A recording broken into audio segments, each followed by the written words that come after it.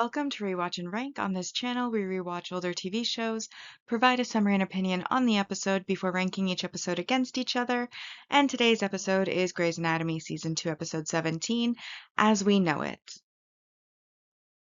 The episode in a nutshell is a brief summary of what happened in the episode. So, this episode carries on directly from the previous one, where Meredith has taken...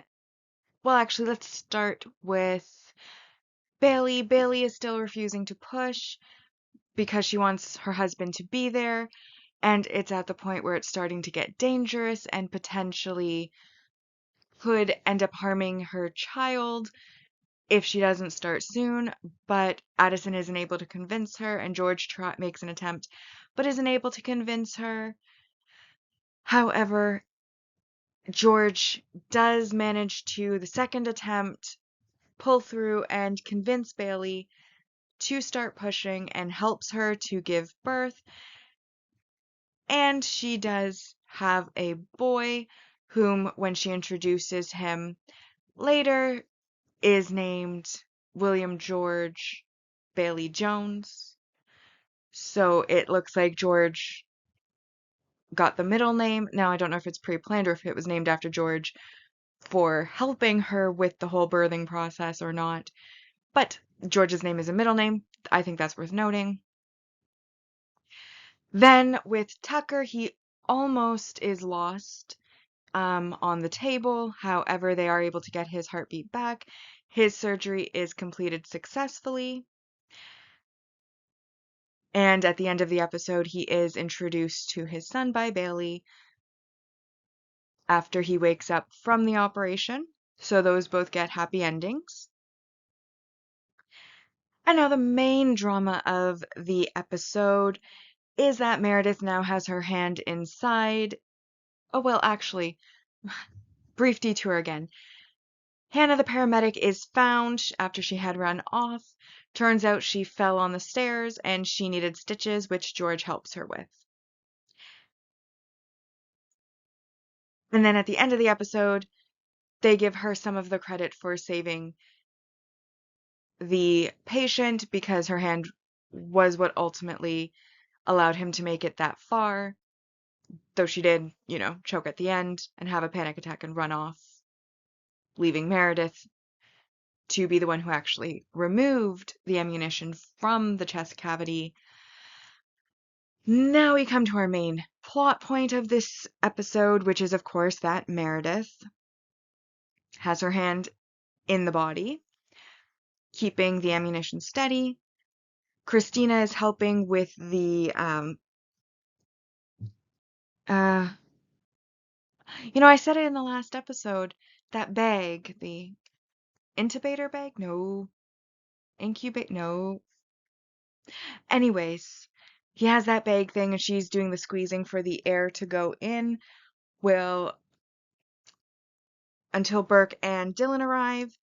When he and Dylan arrive, Burke basically tells her to get out and to leave because he cannot do this if he thinks she's in danger as well, because obviously they're a couple, so that would be a major distraction. And Meredith also tells her that it's okay to leave, so she does, but she just basically goes across the hall to Derek's operating room and just joins in there. Anyways, the chief learns that the operating room that they're currently in is over the main oxygen line, which could end up blowing up the entire hospital if it goes off in there. So they have to move to a different OR, which of course means that there's the potential for jostling, which then could lead to the bomb exploding. So they have to make preparations to move, and they have to walk extremely slowly down the hall, one step at a time, to hope that the bomb doesn't go off so that they can get to the new operating room. As they're passing through the hall, Christina goes out into the hallway and speaks with Meredith. And Meredith basically tells her to distract her. So Christina tells her that while she was sleeping, Burke told her that he loved her and that they've all got problems, which, of course, is something that they would say, her and Meredith in their relationship, trying to equate the two problems. Then they continue down the hallway. Christina returns to the OR. That's when Derek finds out that the girl with the bomb is no longer Hannah, but now is Meredith. Anyways, they make it to the OR room. When they're in the OR, Meredith has a moment of panic, wanting to make sure that Izzy and George are allowed to stay living in her house should something happen to her, as they shouldn't have to move, basically like getting sidetracked and panicked. But in the end, she is convinced to remove the shell, and it does come out. She places it into Dylan's hands. He then walks it out the door. She then decides to follow him out the door, but luckily at a distance. And then Dylan explodes, and she gets caught in the aftershocks, but is otherwise okay. Both surgeries end. Burke and Derek come up the elevator to the crowd. They all cheer. Their hero's welcome is there. And then Derek asks where she is, and Richard points him to Addison, Adele, who's there because Richard had an anxiety attack from the stress of having a code black in the hospital. Basically, kind of side eyes and says that's not the she he was looking for. We then see Christina and Burke going to sleep after the incident, and she tells Burke that she loves him. Izzy and Christina help Meredith to clean up, who's still in shock, and then later Derek comes to her house and basically comes to make sure that she is alive because he didn't see her. And then she brings up the fact that she can't remember their last kiss. He then shows that he does remember by telling her exactly when and how it happened, which is a cute moment to end the episode on. And that now brings us to our rankings, and we have our mostly objective ranking followed by the personal ranking. All right, so we have our mostly objective rank values, and I've highlighted those I felt applied to this episode. So we start with our multi-episode supporting character development, which is regrettably that Dylan blows up. Just as they're getting it out, he manages to reach some of his bomb squad friends, and that's when the shell decides to go off. And again, Meredith, who kind of went out into the hallway to watch him take the bomb over, ends up in the aftershocks. But Dylan, who is holding it, had no chance. So that's 2 points. 3 points for our multi-season supporting character development, which is that Richard has a anxiety attack due to the stress. Then we have 4 points for our multi-season main character development, which is that Meredith manages to get the bomb out, but ends up caught in the aftershock of the bomb going off when Dylan is walking it to his comrades. Then we have the multi-season main character growth, which again has to do with George, who manages to be the one to help Bailey out of her spiral of rather see her baby dead than have the baby without her husband, which was very morbid. And I'm glad she broke out of that, and I'm glad George finally figured out kind of what to say to get her out of that. And then George basically helps her by giving her support while she gives birth, and then she does in fact have her baby, which again she names William George Bailey Jones. At least that's what she calls him when she introduces him to Tucker at the end of the episode. We then also have our main relationship developments, which of course is that Christina tells Meredith that Burke said he loved her when he thought she was asleep, and then she does the same thing when she thinks he's asleep at the end of the episode. She says, I love you too. And then also when Meredith is told to pretend that Dylan is somebody that she likes when he's trying to help her through her momentary panic, she imagines that he is Derek, because obviously she's established she still has feelings for him. Then, of course, Derek at the end visits the house to make sure that she is alive because he felt compelled to, because obviously he still has feelings for her. And then when she brings up the fact she doesn't remember the last kiss, he reveals that he very much does remember it, which of course, again, is a plus on the relationship side. So that's bringing us up to 17. And then we did have our supporting relationship regression or breakup, which was worth -2. And obviously it's not a breakup, but basically when Derek comes back from the OR, he immediately asks where she is, and he is directed to Addison, who runs up to him, hugs him, and he looks very unenthusiastic about being hugged by his wife. And Adele basically goes to Richard, her husband, and tells him that that was not the she he was looking for before walking away.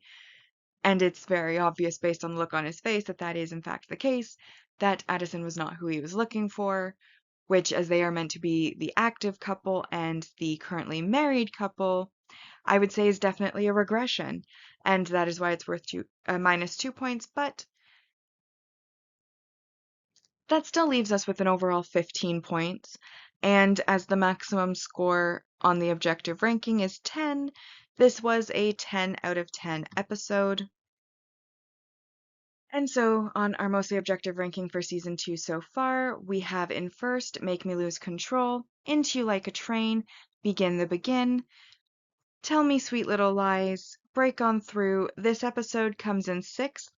As we know it, it is 6th because when 2 episodes have the same score on our mostly objective, they're ranked in episode order, and this is our 6th 10 out of 10 episode. Then we have Deny, Deny, Deny, Thanks for the Memories, It's the End of the World, Enough is Enough, Something to Talk About, Let It Be, Much Too Much, Bring the Pain, Raindrops Keep Falling on My Head, Owner of a Lonely Heart, and then so far and last is Grandma Got Run Over by a Reindeer. Now, my personal ranking, brain freeze, my personal ranking, I really don't have much to add from the mostly objective ranking or even like the previous episode. This is a direct continuation of the previous episode, so all of the good things that were in the previous episode carried over to this episode, and there wasn't really anything new. Do I think it was necessary to kill Dylan? No. They could have had a full success story, fully happy ending, but in a drama series, that is probably not going to happen. There's always got to be at least some tragic element to it for the entertainment value, for the shock value, for the emotional impactingness of it. So at least if they had to kill somebody off, at least it was a minor, just introduced character and not one of the main characters or one that had recurred before. Like, Derek losing Tucker potentially. They teased us with that, with his heart stopping, but they ended up getting it back. So between the two, it's good that it was Dylan and not Tucker, but at the same time, um, I feel like they easily could have had a more happy ending. But having said that, I do like the ending that they did have, and I understand, again, for what reasons they had for that. I also thought it was sweet that George was Bailey's baby's middle name. I don't like George as a character. I've made that clear, especially season 1 George. I mean, season 2 George hasn't been totally terrible at this point, but still will never be my favorite character. But I do think that he does have his shining moments, and this was one of them, where he was able to help Bailey through her her delivery. But yeah, because this is the conclusion to the previous episode, which set everything up and in motion, I put it first above the previous episode, but both of them were 10 out of 10s. And this one, again, 10 out of 10. So first place, as we know it. Second, It's the End of the World. Make Me Lose Control, Raindrops Keep Falling on My Head, Something to Talk About, Into You Like a Train, Break On Through, Deny, Deny, Deny, Let It Be, Tell Me Sweet Little Lies, Begin the Begin, Thanks for the Memories, Much Too Much, Enough is Enough, Bring the Pain, and Grandma Got Run Over by a Reindeer is followed by Owner of a Lonely Heart in 17th. Bringing us now to our series ranking so far. Reminder, Season 1 on Mostly Objective was 77.78%, and Season 2 so far has a total of 132 points out of 270. Personal ranking, Season 1 ended with 66.67%, and Season 2 has a ranking so far of 127 out of 270. And with that, we've now rewatched and ranked Grey's Anatomy Season 2, Episode 17, As We Know It. Like and subscribe if you'd like to, and I'll see you in the next episode.